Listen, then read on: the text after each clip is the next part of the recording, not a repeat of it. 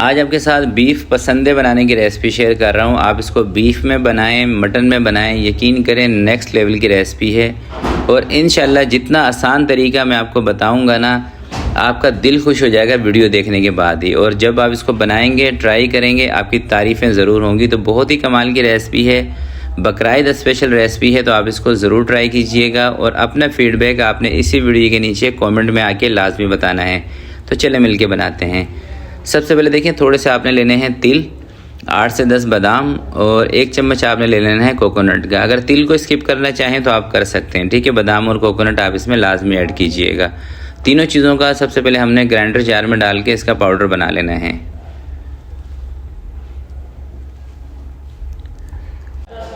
बादाम और कोकोनट का पाउडर बनाने के बाद इसको फ़िलहाल साइड पे करते हैं। और अब आपको दिखाता हूँ गोश्त।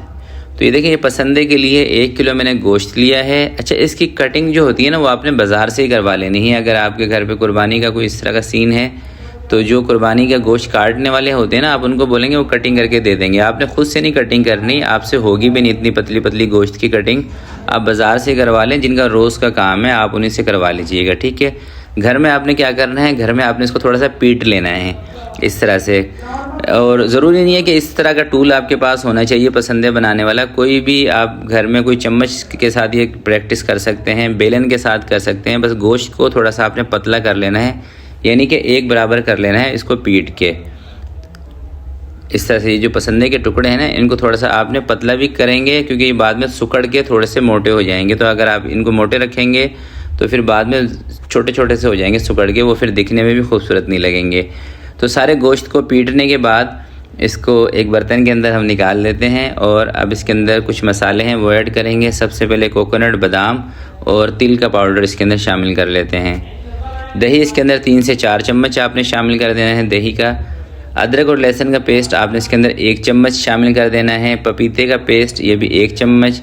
कश्मीरी लाल मिर्च आधा चम्मच। लाल मिर्च का पाउडर आधे चम्मच से थोड़ा सा ज़्यादा। धनिया पाउडर इसके अंदर आपने आधा चम्मच ऐड कर देना है। नमक शामिल कर देना है आधा चम्मच। इन तमाम चीज़ों को अच्छे तरीके से अब आपने मिक्स करके रख लेना है। और मुझे मसाला लगाने के बाद ना तकरीबन 30 से 40 मिनट या 1 घंटे के लिए आपने इसको छोड़ देना है लाजमी। उससे क्या होगा कि पसंदे आपके अच्छे बनेंगे, नरम बनेंगे। गोश्त को मसाला लगा के जब भी आप छोड़ते हैं तो उससे आपको रिज़ल्ट बेहतर ही मिलता है। और अगर आपके पास टाइम ज़्यादा हो तो आप इसको 3 से 4 घंटे के लिए भी मसाला लगा के रख सकते हैं। उसका रिज़ल्ट जो आपको मिलेगा ना, वो नेक्स्ट लेवल का होगा। तो मैं तकरीबन 1 घंटे के लिए इसको रख दूंगा, 1 से 1.5 घंटे के लिए, क्योंकि इतना टाइम फिर हमारे पास तो है नहीं, क्योंकि हमने आगे वीडियो को एंड भी करना है। तो 1 से 1.5 घंटे के लिए मैं इसको रख रहा हूँ मसाला लगाने के बाद।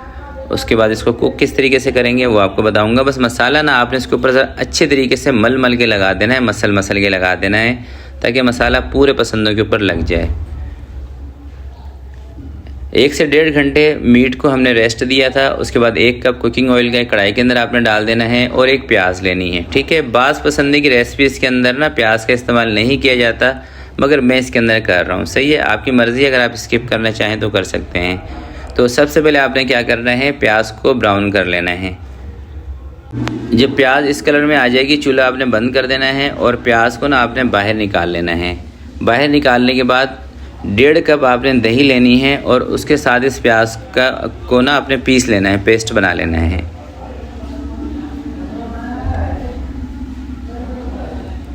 और इसी तेल के अंदर उठा के फिर पसंदे डाल देंगे और उसको फ्राई करेंगे, ठीक है। प्याज को थोड़ा सा निचोड़ भी लेना है ताकि इसका एक्स्ट्रा ऑयल निकल जाए। ये तकरीबन 1 से 1.5 घंटा रेस्ट देने के बाद ये पसंदे हमारे आ गए हैं।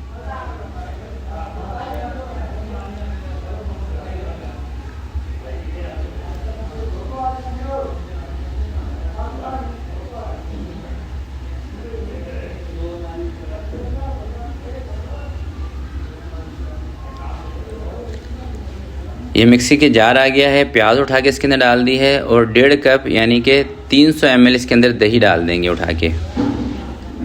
और दही को आपने अच्छी तरीके से फेंट लेना है, ठीक है। ये नहीं सोचना कि मिक्सी के जार में दही फिट जाएगी। अब 2 से 3 मिनट ना इसी फ्राई प्याज के तेल के अंदर हम इसको अच्छी तरीके से फ्राई कर लेंगे।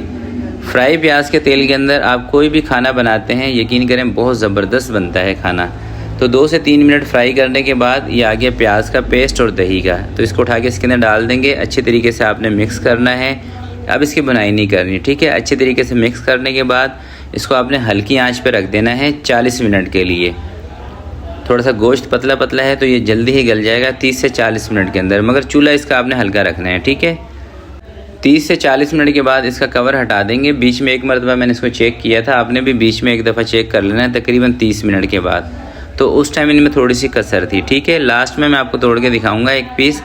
तो अब आपने क्या करना है, सिंपल इसके अंदर ये जो पानी आपको नज़र आ रहा है ना, इसको थोड़ा सा आपने ड्राई कर लेना है, ठीक है। थोड़ी सी इसकी भुनाई कर लेनी है। ये पानी है दही का, थोड़ा सा इसको ड्राई करना है।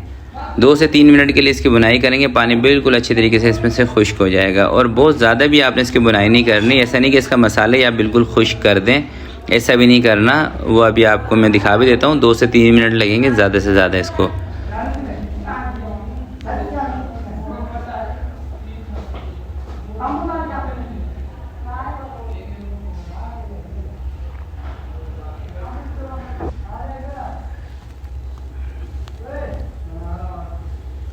तो ये देखें 2 से 3 मिनट जब हमने इसकी बुनाई की तो हल्का हल्का से इसके अंदर दाना भी आ गया है और दही का जो पानी था वो इसके अंदर से खुश्क हो गया है। ये देख रहे हैं। अब इस वक्त ना इसकी ग्रेवी बिल्कुल परफेक्ट हो चुकी है।